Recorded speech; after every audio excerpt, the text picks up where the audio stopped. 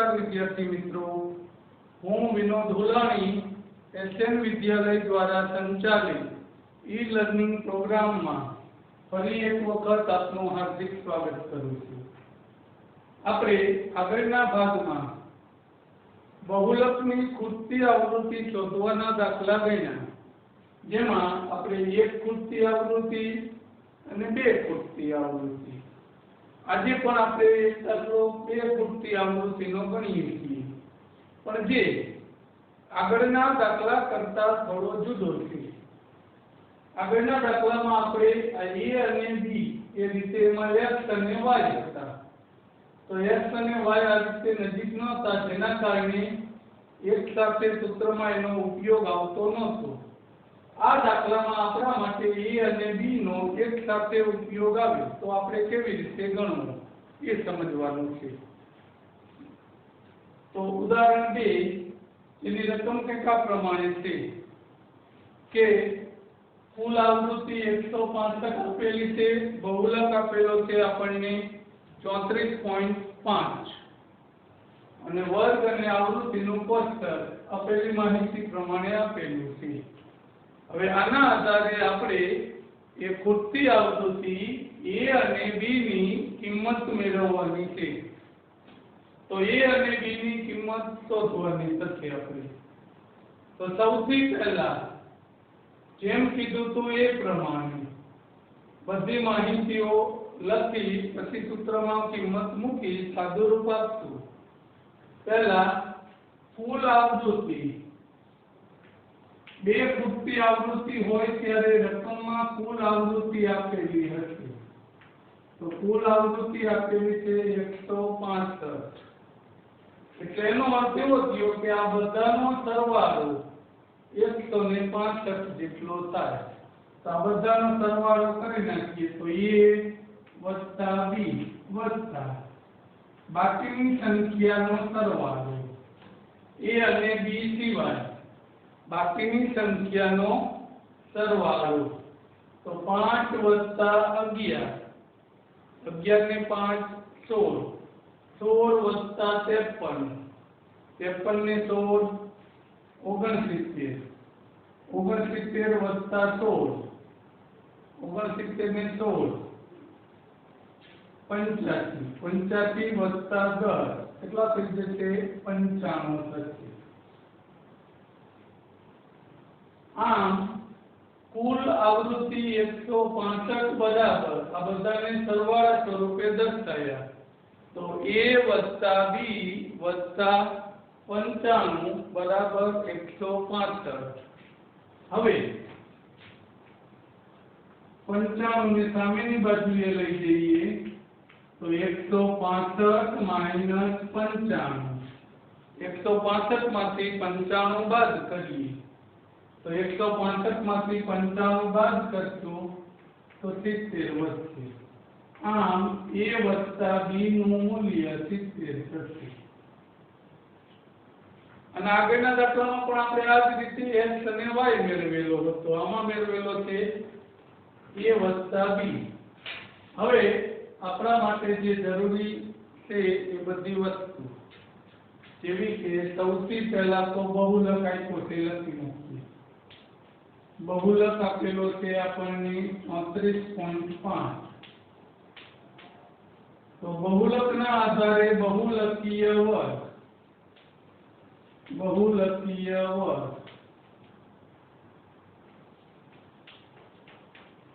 34.5 क्या वर्ग में आवशे? तो के 32 થી 41 ની વચ્ચે। तो આપણા માટે बहुलकीय वर्ग થશે 32 થી 41। હવે આના આધારે l, તો l એટલે અર્ધસીમા કેટલી થશે? 32। f1 તો કે બહુલકીય વર્ગની આવૃત્તિ એટલે કે 53। f0 તો બહુલકીય વર્ગના આગળના વર્ગની આવૃત્તિ એટલે f0 થશે આપણા માટે a। f2 तो बहुलकीय वर्गना पछीना वर्गनी आवृत्ति એટલે કે b, અને h h એટલે વર્ગ લંબાઈ 41 - 32 એટલે 9 થશે. આમ આપણે જોઈતી બધી વસ્તુઓ મળી ગઈ.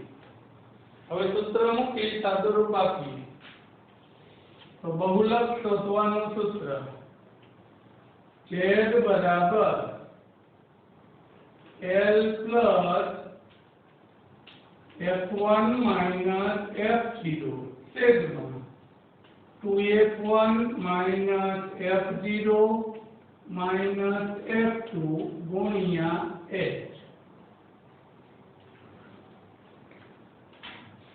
હવે કિંમત મૂકતા જઈએ અને પછી સાદુરૂપ આપીએ.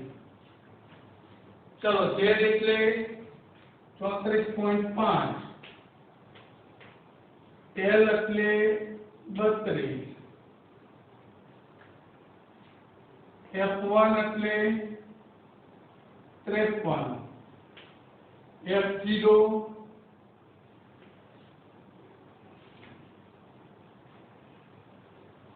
2 ગુણ્યા f1 એટલે 53, f0 a, f2 b,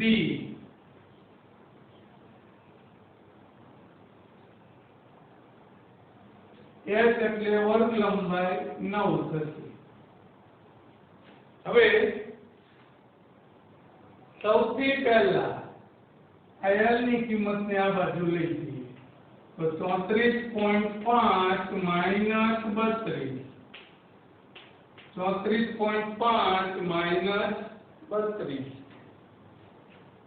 અહીંયા સાદુરૂપ આપીએ 53 minus a છેદમાં 2 ગુણ્યા 53 106. તો આની અગાઉનો દાખલો આગળના ભાગ વખતે આપણે ભણ્યા હતા એમાં આ a અને b આ રીતે બે એક સાથે ભેગા નહોતા આવતા પૂરતી આવૃત્તિ. આ દાખલામાં a અને b બંને સાથે આવે છે. તો આપણે એવું કરી શકીએ કે આ બંનેમાંથી માઈનસ સામાન્ય કાઢીએ. તો હવે આ માઈનસ હતા એ કેવા થઈ જાય પ્લસ, આ માઈનસ હતા એ કેવા થઈ જાય પ્લસ.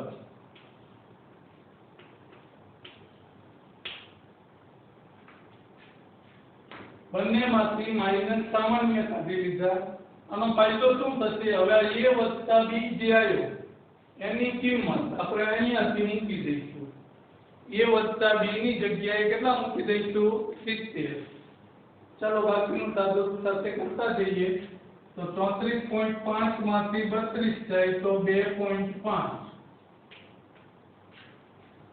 અહીંયા 53 minus a છેદમાં 106 માઈનસ a વત્તા b ની જગ્યાએ કેટલા મૂકી દઈએ? 70. ક્યાંથી મૂક્યા? અહીંયા આપણે શરૂઆતમાં મેળવી લીધું હતું કે a વત્તા b ની કિંમત કેટલી થશે. હવે 2.5 પોઈન્ટ કાઢવો હોય તો છેદમાં 10 મૂકી દઈશું. 53 માઈનસ a એ તો એમ ના નીચે આ બે ની બાદબાકી થઈ જશે. 106 માંથી 70 બાદ કરો 36 ગુણ્યા 9. આ બે વચ્ચે છેદ ઉડતા હોય એટલા ઉડાડવાના. ના ઉડે તો છેદમાં છે એને આ બાજુ અંશમાં લઈ જવાનો, અંશમાં વધે એને ક્યાં લઈ જવાનો? છેદમાં. એટલે કે 25 ના છેદમાં 10. હવે અહીંયા આ 9 વડે છેદ ઉડી જાય છે તો ઉડાડી દઈએ. 9 ચોક 36. આ 4 જે ભાગાકારમાં હોય જાય એને આ બાજુ ક્યાં લઈ જઈએ? ગુણાકાર. બરાબર 53 માઈનસ a. અહીંયા છેદ ઉડે છે તો ઉડાડી દઈએ. કેટલા વડે ઉડશે? 5 વડે. તો 5 વડે 2, 5 વડે 5, 2 વડે 2, 2 ગુણ્યા 5 કેટલા થઈ જશે? 10. બરાબર 53 માઈનસ a. હવે a ને આમ લઈ જાઓ, 10 ને આ બાજુ લઈ જાઓ, તો આમ a બરાબર થઈ જશે 53 - 10. તો 53 માંથી 10 જાય એટલે a બરાબર આવશે 43. આમ એક જવાબ મળી ગયો આપણને. ખોટી આવૃત્તિ a બરાબર 43. હવે b મેળવવા માટે આપણા a + b બરાબર 70 એનો ઉપયોગ કરીએ. તો a + b બરાબર 70. એની જગ્યાએ કેટલા મૂકી દઈએ? 43. b આપણે શોધવાનો. તો આ બાજુ પ્લસ, આ બાજુ આવે તો માઈનસ. 70 માંથી 43 બાદ કરી દઈએ તો b વધશે 27. આમ ખોટી આવૃત્તિ a બરાબર 43 અને b બરાબર 27. તો આગળના દાખલા કરતા થોડું જુદું, કે જેમાં ખોટી આવૃત્તિ બે એક સાથે નથી આવતી, આમાં બે એક સાથે આવે છે. તો ત્યારે આપણે દાખલો હેલો પડે એટલા માટે કે માઈનસ સામાન્ય કાઢી a + b ની જગ્યાએ આ કિંમતનો ઉપયોગ કરી દઈએ. બીજી રીતે ગણવું હોય તો તમે એવું પણ કરી શકો કે સામાન્ય ન કાઢો અને કાઉન્સ છૂટો પાડી સાદુરૂપ આપી દો. તો અહીંયા તમને એક સમીકરણ મળશે આની જે રીતે કે a + 5b બરાબર આટલા કે આવું કોઈ પણ. પછી એનો અને આનો ઉકેલ તમારે લોકની રીતે ત્રીજા ચેપ્ટરમાં શીખી ગયા એ પ્રમાણે મેળવવો પડે. પણ એના કરતા આ રીતે સહેલું પડશે. તો આ રીતે બહુલકની ખોટી આવૃત્તિનો દાખલો તમે ગણી શકો. અહીંયા બહુલકનું કામ પૂર્ણ કરીએ. હવે આપણું ત્રીજું માપ મધ્યસ્થ વિશે સમજીએ. પહેલા કામ પૂરું કર્યું મધ્યક વિશે, કે મધ્યક શોધવાની 3 રીતો: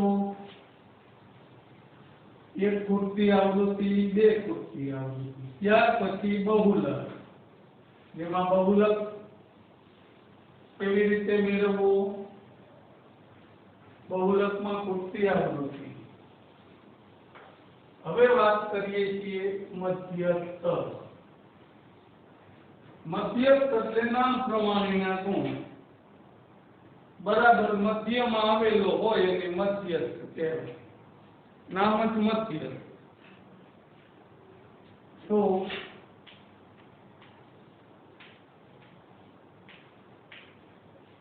એને સંકેતમાં આપણે m વડે દર્શાવીએ છીએ. મધ્યસ્થ m.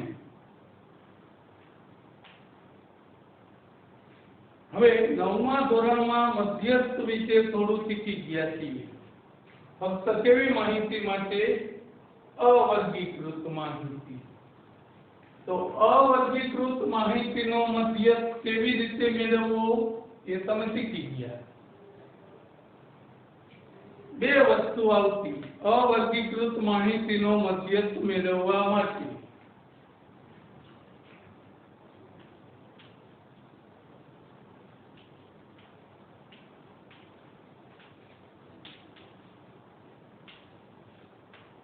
અવર્ગીકૃત માહિતીનો મધ્યસ્થ મેળવવા માટે સૌથી પહેલા તમામ અવલોકનને કા ચડતા ક્રમમાં અથવા ઉતરતા ક્રમમાં ગોઠવવા પડે. દાખલા તરીકે સાદું ઉદાહરણ સાથે લેતા જઈએ કે 7, 15, 11, 8, 12, 7, 9 આવી કોઈ આપણને એક રકમ આપેલી છે. એમ કે આ માહિતીનો મધ્યસ્થ શોધો.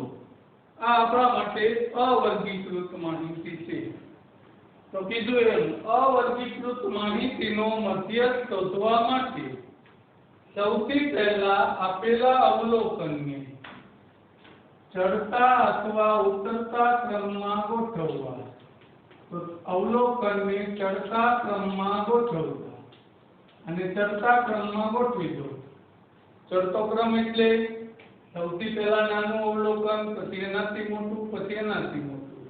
ઉતરતા ક્રમમાં ગોઠવો તો પહેલા સૌથી મોટું, તો સૌથી નાનું અવલોકન 7. 2 વખત છે તો આપણે 2 વખત લખીશું. પછી આવશે 8, પછી આવશે 9, પછી આવશે 11, ત્યાર પછી 12 અને ત્યાર પછી 15. આ આપણું પહેલું કામ કે અવલોકનને ચડતા અથવા ઉતરતા ક્રમમાં ગોઠવવા. હવે બે રીત का अवलोकनની સંખ્યા n છે એ યુગ્મ હોય અથવા n છે એ અયુગ્મ હોય. n અયુગ્મ એટલે એકી સંખ્યા. n અયુગ્મ હોય. n કેવો હોય? અયુગ્મ, એકી સંખ્યા. તો અહીંયા ગણીએ 1 2 3 4 5 6 7.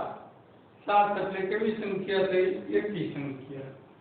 તો ત્યારે આપણા માટે મધ્યસ્થ શોધવાનું સૂત્ર m બરાબર n વત્તા 1/2 નું અવલોકન અથવા પ્રાપ્તાંક. n વત્તા 1/2 નું અવલોકન. આ આપણા માટે અયુગ્મ હોય ત્યારે આ સૂત્રનો ઉપયોગ થશે, એકી સંખ્યા. તો આ દાખલો ગણવો હોય તો આપણે એ સૂત્રનો ઉપયોગ કરશું કે મધ્યસ્થ m બરાબર n વત્તા 1/2 નું અવલોકન. તો અવલોકનની સંખ્યા કેટલી? 7, કારણ કે 7 અયુગ્મ છે એટલે. તો 7 વત્તા 1/2 નું અવલોકન. આનું અવલોકન લખી નાખવાનું. 7 ને 1 8 ભાગ્યા 2 નું અવલોકન. તો 8/2 કેટલા થઈ જશે? 4. 4 નું અવલોકન અથવા ચોથું અવલોકન એમ લખી શકો. હવે આ 4 નું અવલોકન એટલે 4 જવાબ નહીં, પણ આપણે જે ચડતા ક્રમમાં ગોઠવ્યા એમાંથી ચોથું અવલોકન લેવાનું. પહેલું, બીજું, ત્રીજું અને ચોથું. તો પણ થશે 9. તો આપણા માટે આપણા માહિતીનો મધ્ય 9 થશે. આમ n અયુગ્મ હોય ત્યારે અવર્ગીકૃત માહિતીનો મધ્ય તમે આ રીતે શોધી શકો. જો કીધું તો નામ પ્રમાણે મધ્યસ્થ એટલે બરાબર વચ્ચે. આ બાજુથી એ ચોથું અવલોકન થશે, આ બાજુથી પણ કેટલાનું અવલોકન થશે? ચોથું. એટલે કે મધ્યસ્થનું મૂલ્ય એ એના 50% અવલોકન કરતા નાના હોય એના કરતા, અને એના 50% અવલોકન એના કરતા મોટા હોય એવું દર્શાવે. બીજો પ્રશ્ન કે n અયુગ્મની જગ્યાએ યુગ્મ એટલે એકી સંખ્યા હોય. n યુગ્મ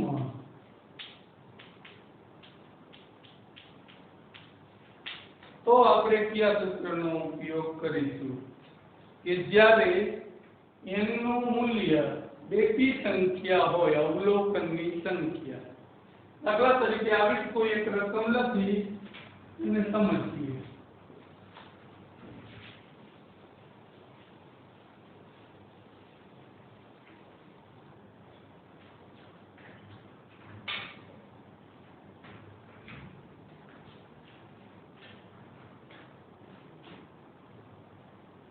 पाँच 8 12 14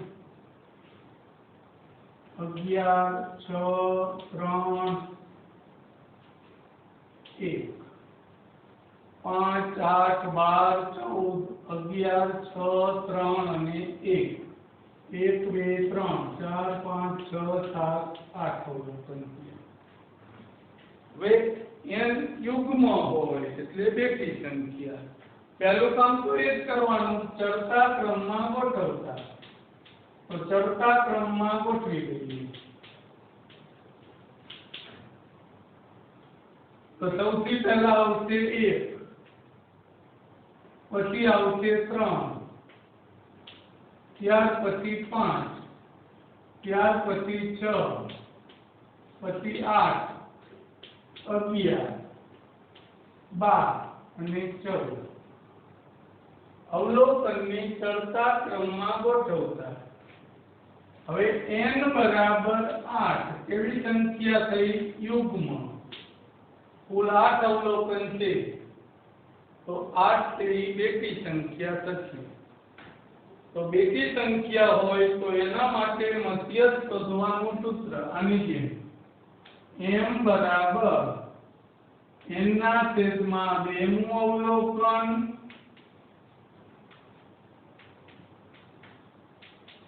वत्ता n ना छेदमां 2 वत्ता 1 मुं अवलोकन અને આખાના છેદમાં 2 આખાના છેદમાં 2 આ આપણા માટે મધ્યસ્થ મેળવવાનું સૂત્ર ક્યારે n યુગ્મ હોય ત્યારે। જો આના અને આનો અર્થ જુદો થશે। આનો અર્થ એવો થાય કે પહેલા સરવાળો પછી 2 વડે ભાગાકાર। જ્યારે આનો અર્થ એવો થાય n/2 પહેલા થશે પછી જવાબ આવે એમાં +1 કરવાનો થશે। તો આખું સૂત્ર n ના છેદમાં 2 મું અવલોકન વત્તા n ના છેદમાં 2 વત્તા 1 મું અવલોકન આખાના છેદમાં 2। હવે આનો ઉપયોગ આપણે અહીંયા કરીશું મધ્યસ્થ શોધવા માટે। n ના છેદમાં 2 મું અવલોકન વત્તા n ના છેદમાં 2 વત્તા 1 મું અવલોકન આખાના છેદમાં 2 આખાના છેદમાં 2। હવે n ની જગ્યાએ અવલોકનની કુલ સંખ્યા 8 મૂકી દઈએ। તો n ની જગ્યાએ 8 મૂકી દઈએ તો 8 ના છેદમાં 2 મું અવલોકન અવલોકનની ટૂંકમાં લખી નાખીએ 8 ના છેદમાં 2 વત્તા 1 મું અવલોકન આખાના છેદમાં 2। તો 8 ભાગ્યા 2 એટલે કેટલામું અવલોકન થશે 4 મું અવલોકન વત્તા 8 ભાગ્યા 2 એટલે 4, 4 વત્તા 1 એટલે 5, 5 મું અવલોકન આખાના છેદમાં 2। જો પછી સીધું 4 વત્તા 5 કરીને 2 વડે નહીં ભાગવાનું પણ ચડતા ક્રમમાં ગોઠવેલા અવલોકનમાંથી ચોથું અવલોકન જોઈએ। તો પહેલું, બીજું, ત્રીજું અને ચોથું। તો ચોથું અવલોકન આવશે 6। अब पांचमું अवलोकन જોઈએ 1 2 3 4 5 પાંચમું અવલોકન આવશે 8 ભાગ્યા 2 આ બંનેનો સરવાળો 14 ભાગ્યા 2 14 ભાગ્યા 2 એટલે કેટલા થઈ જશે 7। તો આપેલી માહિતીનો મધ્યસ્થ કેટલો થશે 7 થશે। જો હમણાં કીધું તો એમ કે વચ્ચેની સંખ્યા આવે આમાં આ બાજુ 3 ખાલી આ બાજુ 3 ખાલી બેકી સંખ્યા છે તો કોઈ એક સંખ્યા વચ્ચે ન આવે એટલે વચ્ચેની બે સંખ્યાની સરેરાશ આવે સરવાળો ભાગ્યા 2। ટૂંકમાં હવે આપણે દસમામાં આવું પૂછાય 1 માર્કમાં કે એ રીતે તો આ રીતે આખો દાખલો ગણવાનો ન જરૂર પડે। ચડતા ક્રમમાં ગોઠવવાના એકી સંખ્યા હોય તો બરાબર વચ્ચે આવતી હોય એ જવાબ આવે। बेकी संख्या होय तो वच्चेनी जे बे संख्या होय बंने बाजुथी सरखा थाने एनो सरवाळो भाग्या 2 थशे। अतिथि आ तो आपरा माटे अवर्गीकृत माहितीनो मध्यस्थ કે અવર્ગીકૃત માહિતી હોય તો સૌથી પહેલું કામ તો અવલોકનને ચડતા ક્રમમાં ગોઠવવા. ત્યાર પછી n અયુગ્મ જો એકી સંખ્યા હોય તો n વત્તા 1/2 મું અવલોકન, અને n યુગ્મ સંખ્યા હોય તો n/2 મું અવલોકન વત્તા n/2 વત્તા 1 મું અવલોકન આખાના છેદમાં 2. હવે આ વાત આપણે કરી અવર્ગીકૃત માહિતીનો મધ્યક. આ વખતે આપણે ભણવાનો છે વર્ગીકૃત માહિતીનો મધ્યક. તો વર્ગીકૃત માહિતીનો મધ્યક મેળવવાનું સૂત્ર, જે રીતે વર્ગીકૃત માહિતીનો બહુલક મેળવવાનું સૂત્ર આપણે શીખી ગયા એ જ રીતે મધ્યકમાંથી.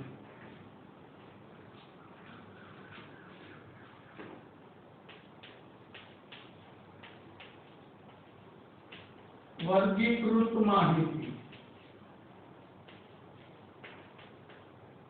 હવે એના માટે મધ્યસ્થ શોધવાનું સૂત્ર m બરાબર l પ્લસ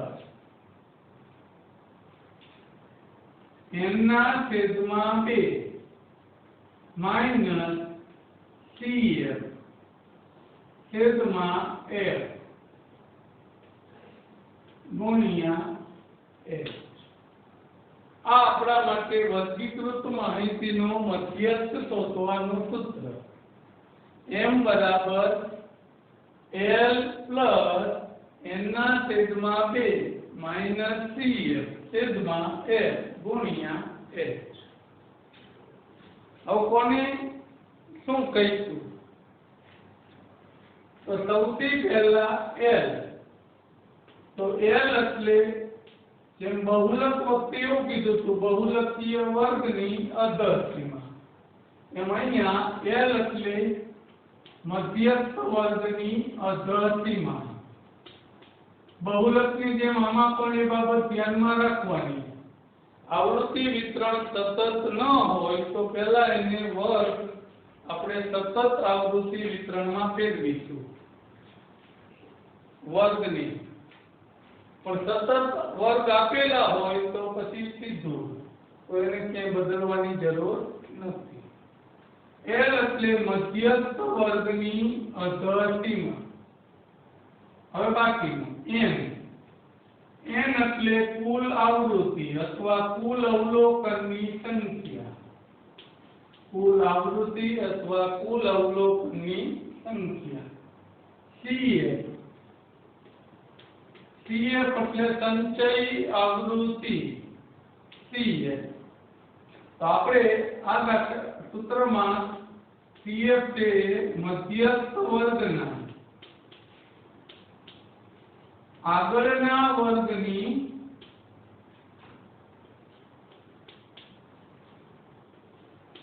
સંચય આવૃત્તિ. આપણા માટે cf મધ્યસ્થ વર્ગના આગળના વર્ગની સંચય આવૃત્તિ એવું થશે. મધ્યસ્થ વર્ગના આગળના વર્ગની સંચય આવૃત્તિ.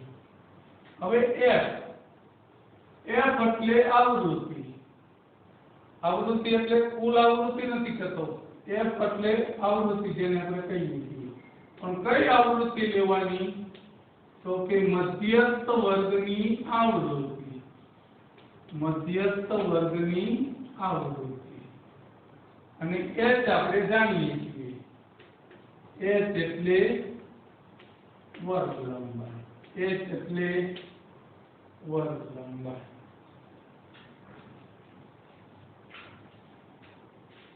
હવે એક વખત પાછું કહી દઈએ તો સૂત્ર વર્ગીકૃત માહિતીમાંથી m બરાબર l plus n/2 minus cf છેદમાં f ગુણ્યા h. l એટલે મધ્યસ્થ વર્ગની અધર સીમા. n એટલે કુલ આવૃત્તિ, CF એટલે મધ્યસ્થ વર્ગના આગળના વર્ગની સંચય આવૃત્તિ, F એટલે મધ્યસ્થ વર્ગની આવૃત્તિ અને H એટલે વર્ગ લંબાઈ. તો આમાં એક વસ્તુ આપણા માટે નવી હોય, સંચયી આવૃત્તિ. તો કે સંચયી આવૃત્તિ એટલે શું? સંચયી આવૃત્તિ કેવી રીતે મેળવવી, પહેલા એને સમજીએ. દાખલા ગણવાની શરૂઆત કરતા પહેલા સંચય આવૃત્તિ કોને કહેવાય અને કેવી રીતે મેળવવી એની થોડી વાત કરીએ.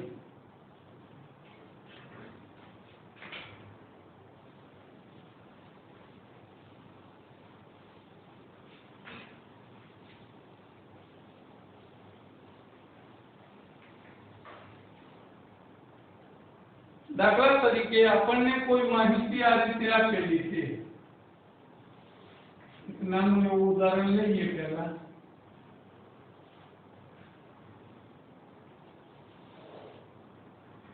વર્ગ આવૃત્તિ.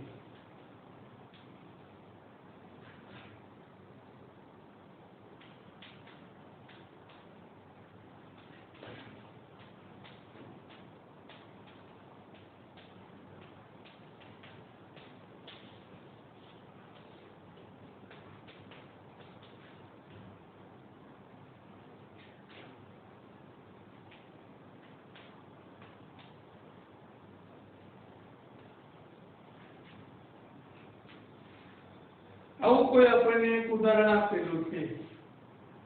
હવે આના આધારે જે તે વર્ગની સંચયી આવૃત્તિ, તો આપણે બે પ્રકારની સંચયી આવૃત્તિ આવે. એક થી ઓછા પ્રકારની સંચયી આવૃત્તિ, એક થી વધુ પ્રકારની સંચયી આવૃત્તિ. તો અત્યારે આપણે જે જરૂર છે એ થી ઓછા પ્રકારની સંચયી આવૃત્તિ. તો સૌથી પહેલા એનો ઉપયોગ કેવી રીતે મેળવવી એ. દાખલા તરીકે તમને એવો પ્રશ્ન કરે કે 40 થી 50 વર્ગની થી ઓછા પ્રકારની સંચયી આવૃત્તિ કેટલી થાય? તો પહેલા વર્ગથી લઈને એ વર્ગ સુધીની તમામ આવૃત્તિનો શું કરવાનો થશે? સરવાળો. અને થી વધુ પ્રકારે કીધી હોય તો છેલ્લેથી ત્યાં સુધીની આવૃત્તિનો સરવાળો. જો આપણે આ ચેપ્ટરમાં આલેખ દોરવાનો આવે છે, થી ઓછા પ્રકારનો સંચય આવૃત્તિ વક્ર, થી વધુ પ્રકારનો સંચય આવૃત્તિ વક્ર, એના માટે આ માહિતીની જરૂર પડે. પણ અત્યારે ખાલી પ્રાથમિક માહિતી. દાખલા તરીકે આ વર્ગ હતો આપણા માટે અને આવૃત્તિ. તો વર્ગમાં આપેલા હતા 20 થી 30, 30 થી 40, 40 થી 50, 50 થી 60, 60 થી 70. આવૃત્તિ 7, 11, 15, 9 અને 3. જો તમને મધ્યસ્થ શોધવાનો કીધો હોય તો તમારે આના માટે જે કોષ્ટક બનાવવું પડશે દાખલો ગણવા. એમાં પહેલા બે ખાને તો આ જ આવશે, વર્ગ અને આવૃત્તિ. ત્રીજું ખાનું કીધું એ પ્રમાણે આવશે સંચયી આવૃત્તિ. તો સંચયી આવૃત્તિ બે પ્રકારની કીધી, એક થી ઓછા અને એક થી વધુ. તો સૌથી પહેલા થી ઓછા પ્રકારની સંચયી આવૃત્તિ એને કેવી રીતે બનાવવી? તો આની સંચયી આવૃત્તિ થી ઓછા પ્રકારે હોય તો સંચયી આવૃત્તિ